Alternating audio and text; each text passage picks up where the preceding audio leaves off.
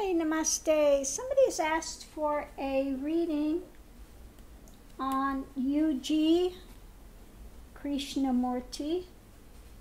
So, let me see what we have got here. Know what I've gotten here. What is that? Okay. Start shuffling. A long way to go here for UG Krishnamurti. UG. Now there were two Krishnamurtis. Both were supposed to have been realized. There was Jiddu and then UG.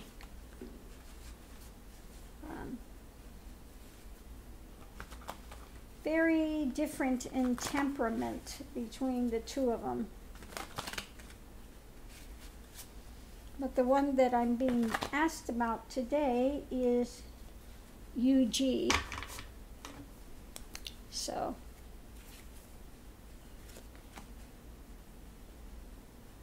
let's see what we have here.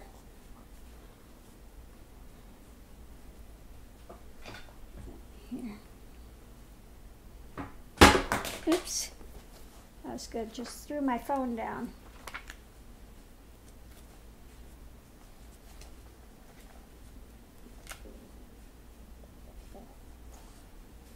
Okay, we've got the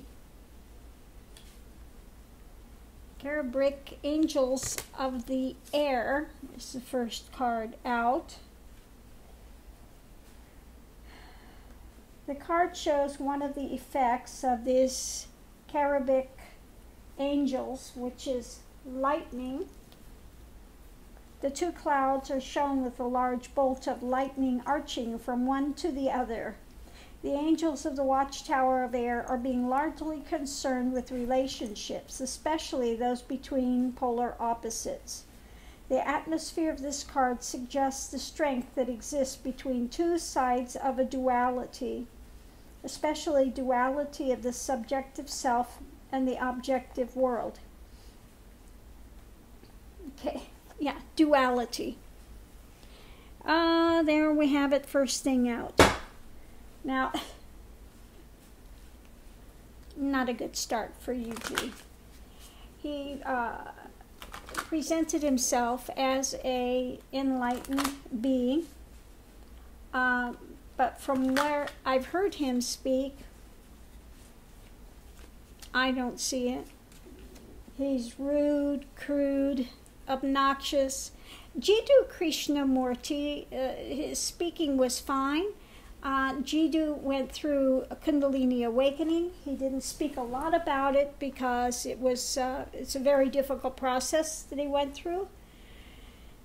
And but his way to get people to realization was through intellectualism, and that doesn't work. Nobody that was with Jiddu ever entered realization, and I don't think any that have been with UG Krishnamurti have entered realization. Although I know Nityananda would spend time with UG Krishnamurti, and that's where he stole and clutched from. Okay, so let's continue forward. Divine consciousness. Okay, so let's see if we have something to dispel that dualistic perception.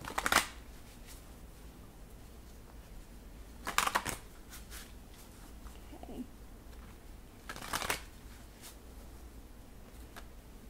So yeah, if one is going to the path of realization, they have to get behind and beyond that dualistic mindset.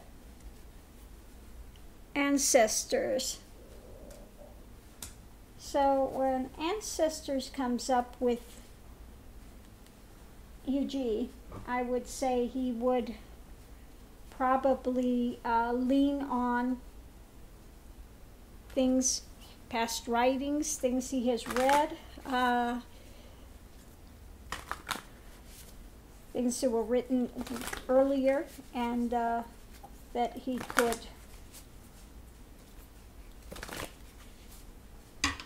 make some intellectual ideations about, but let's continue forward. I could be wrong. Secret knowledge. Okay. Again, he wanted to present as a realized being with that knowledge of consciousness that is beyond mind. Let's see what else we have.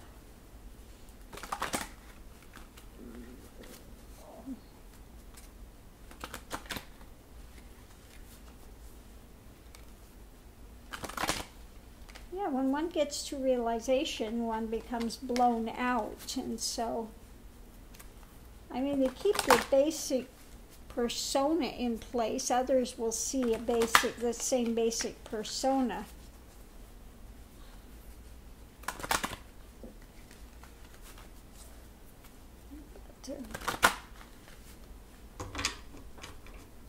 Let's see what else we have for Jiddu. For UG. Okay, Sun. Well, that shows that, yeah, that he did have a bright outlook on things. Can be a card of a type of completion. But let's go forward and see what else we have with this. Did he make a full transformation, or did he just come to a point of completion within duality to where he was able to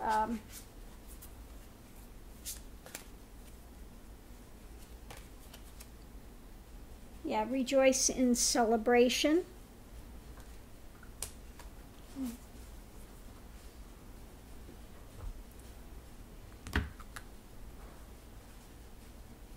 Continue on, see what else we have.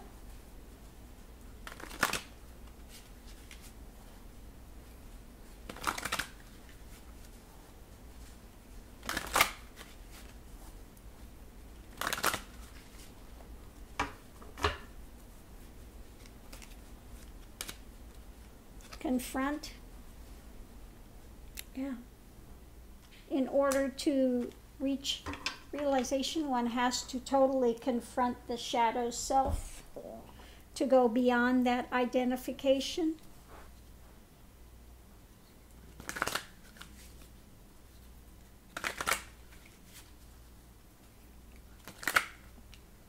So I don't know with Krishnamurti if he spoke about the shadow self at all. I'm not that familiar. I've only heard him a few times, and it was now he has this very locked in idea of morality.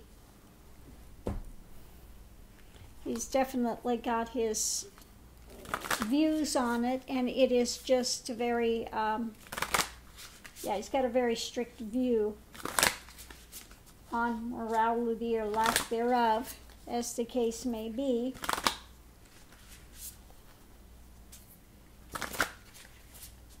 And if I remember the one time that I did hear him speak, it was very crude when he was speaking about somebody's relationship with this woman. He was very, very crude. Okay, next is constancy, endurance, strengthening, stability, deep commitment. So his views were, solid. What he spoke of was very solid. He, I would just say, absolutely convinced of what he was saying, and it wasn't going to change one iota in any direction. It was just very matter of fact. This is the way it is, and that's that. Okay. You come, you listen, you get it or not. That's it. This is the way it is. Yeah. Strength. Take the bull by the horns. Again, the only time that I heard him speak, it was very direct, very confrontive. It wasn't as an aim, didn't seem with an aim to get people to move forward. I don't think he ever really gave out practices, ways to move forward. Okay.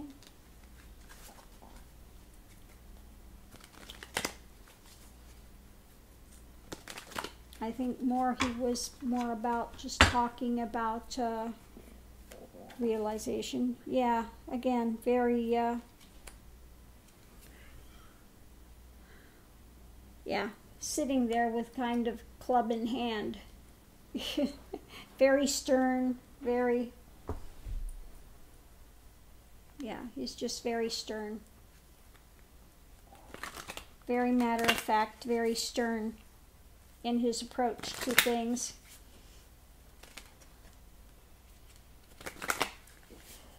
So what it looks like was that he was still in duality, but he wanted to speak about divine consciousness. So I think that mostly for him, it was what he had studied about, what he had read about, versus having that deep falling away. Let's see what we have here.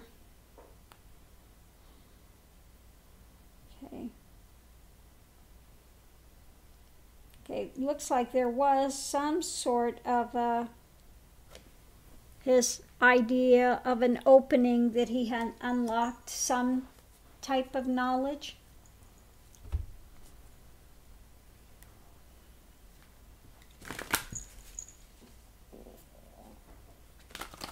And so he was giving this foundation, this talk of what his ideas were about it, his belief system.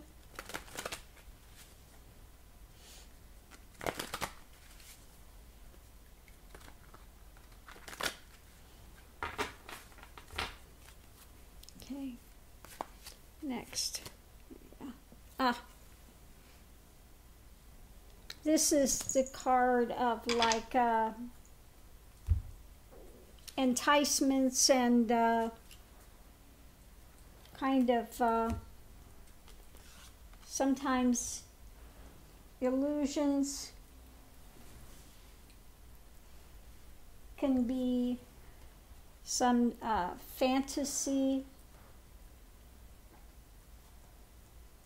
Can be some fantasy type notions, or things that are what do you call it?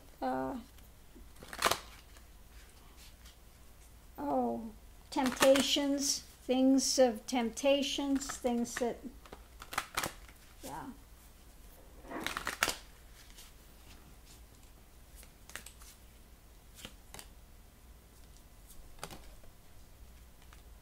Release. Maybe he was speaking about releasing those things, going beyond, releasing them, seeing beyond them, not to get caught up in those.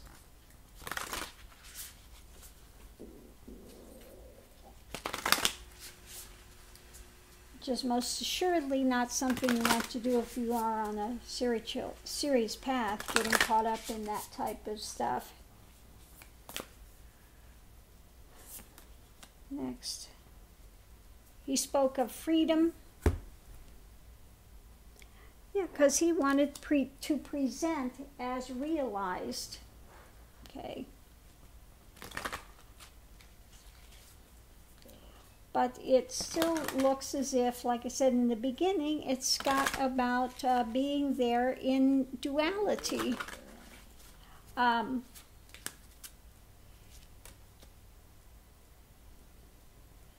Okay, it's about, again, gratitude, freedom, and gratitude.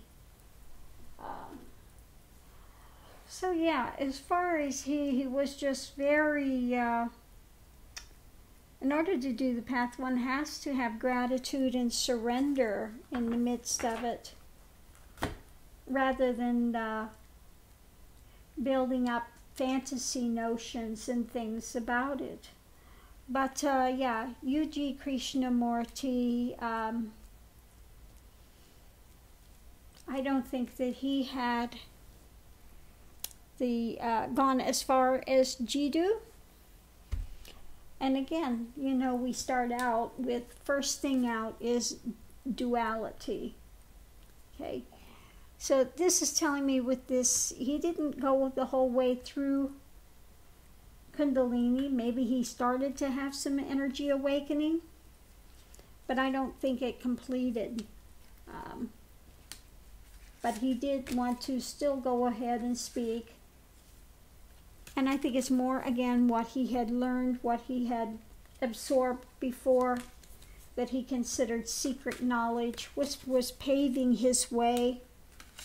Okay, and again, he rejoiced. Maybe he spoke about the shadow self and things, but he also had a very unusual thing about his morality. He was very condescending, very strong in his belief system, wasn't changing. Again, he would be just take the bull by the horns. It was in a position of power. This is the way it is. And he would give out what he thought he had unlocked. Spoke about these illusions and dramas that one needs to release that to get to freedom and gratitude. Okay, so that is the reading I got for U.G. Krishnamurti. Let me see. Yeah, he just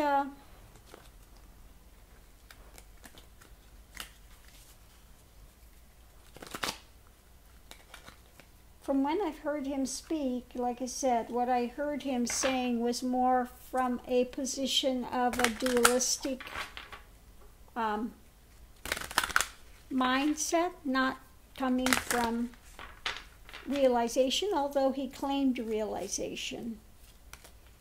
Yeah, money was a power thing. It's a power thing. Yeah. To have followers, money and followers. Yeah. And it was a heartache. It's yeah.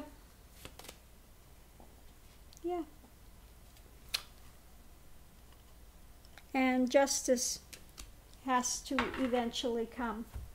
So yeah, no, I think that he wasn't as far as what he thought he was.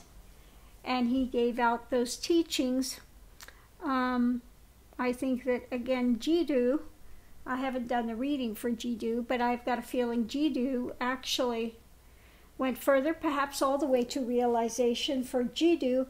But again, he just, the way he gave it out was trying to get people to get there intellectually.